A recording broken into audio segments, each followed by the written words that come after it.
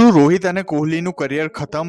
જી હા મિત્રો, શાંતિપૂર્વક ટેસ્ટ મેચ પૂરી થઈ ગઈ છે અને આરામથી આપણા ખેલાડીઓએ બાંગ્લાદેશને રમાડીને પાણી પીવડાવી દીધું. અને આ ટેસ્ટ મેચમાં ભારત માટે એટલા પોઝિટિવ હતા, જેમાંથી સૌથી મોટો પોઝિટિવ તે સ્પષ્ટ બાબત છે, આપણે બુમરાહ વગર ટેસ્ટ મેચ જીતી. આ ટેસ્ટ મેચમાં મને સૌથી વધારે જે પેસર્સે ઇમ્પ્રેસ કર્યો તે બુમરાહ અને સિરાજ નહીં, તેના બદલે આકાશદીપ હતા. એવામાં જો કાનપુર ટેસ્ટ અને ત્યારબાદ ન્યુઝીલેન્ડ સિરીઝમાં આપણા ઝડપી બોલરોને આરામ આપવો હોય તો આપણે સરળતાથી આપી શકીએ છીએ. આના સિવાય અશ્વિન અન્નાની બેટિંગ અને અશ્વિન સાથે જાડેજાની પાર્ટનરશિપ જ્યારે તેની આપણને સૌથી વધારે જરૂર હતી. અને હા, રિષભ પંતને કેવી રીતે ભૂલી શકીએ? ભાઈએ બાંગ્લાદેશના એવા છોતરા કાઢ્યા પણ કાપી ગયા ઓસ્ટ્રેલિયા વાળા, કારણ કે તેમને ખબર છે ગાબાના ઢાબા બનાવવા વાળો પાછો આવી ગયો છે અને ફોર્મમાં પણ વાપસી કરી ચૂક્યા છે. પરંતુ આટલા બધા પોઝિટિવ્સની વચ્ચે આ ટેસ્ટ મેચમાં અમુક એવી વાતો પણ થઈ જે કાં તો નેગેટિવ છે અથવા તેનાથી નેગેટિવ અસર પડશે. સૌથી પહેલા નેગેટિવ નંબર 1, રોહિત અને કોહલીનું ફોર્મ. બંને જણા પાસેથી લોકોની ઘણી અપેક્ષાઓ હોય છે,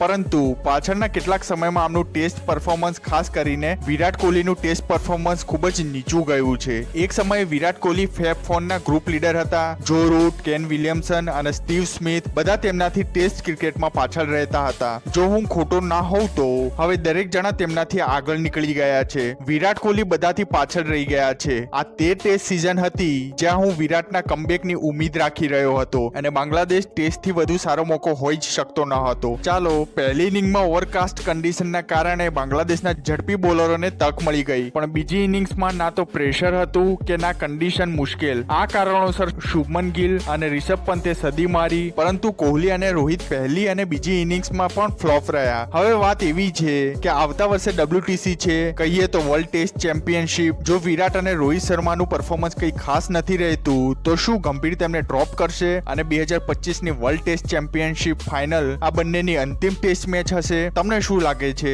મને કમેન્ટ કરીને જરૂર જણાવશો. આગળ તમને જણાવીએ નેગેટિવ નંબર 2, જેના કારણે ઇન્ટરનેટ વાળા ધોનીને નિશાના પર લઈ રહ્યા છે. તમને લાગી રહ્યું હશે ધોની તો 10 વર્ષ પહેલા ટેસ્ટ ક્રિકેટથી રિટાયર થઈ ગયા છે, તો પછી તેમને સોશિયલ મીડિયા પર ટ્રોલ કેમ કરવામાં આવે છે? કારણ છે રવિચંદ્રન અશ્વિન. અશ્વિને ચેન્નઈ ટેસ્ટ મેચમાં સદી લગાવીને તેમના ટેસ્ટ કરિયરની 6ઠ્ઠી સદી લગાવી છે. સંયોગની વાત એ છે કે ધોનીએ પણ ટેસ્ટ કરિયરમાં 6 સદી લગાવી છે, પણ ધોનીનું ટેસ્ટ કરિયર 144 ઇનિંગ્સ ચાલ્યું, જ્યાં પર તેમણે 6 સદી લગાવી. અશ્વિન હમણાં 142 ટેસ્ટ નથી રમ્યા અને 6 સદી પહેલાથી જ લગાવી ચૂક્યા છે. હોઈ શકે એક વધુ પણ લગાવી દે તો તે ધોની કરતા પણ આગળ થઈ જાય. અને બસ લોકો આ કારણે ધોનીને ટ્રોલ કરી રહ્યા છે કે અશ્વિન, જેને અમે બેટ્સમેન માનતા પણ નથી, તેમણે 6 સદી લગાવી છે. હવે ધોનીના ફેન્સ ઘણીવાર તેમનો બચાવ કરતા તેઓ કહે છે કે ધોનીએ પૂરી જિંદગી લોઅર ઓર્ડરમાં આવીને બેટિંગ કરી છે. તો ટ્રોલર્સનું કહેવું છે, લો ભાઈ, અશ્વિનથી નીચે તો બેટિંગ નથી કરતા ને ધોની. તો શું હવે આનો અર્થ એ નીકાળવો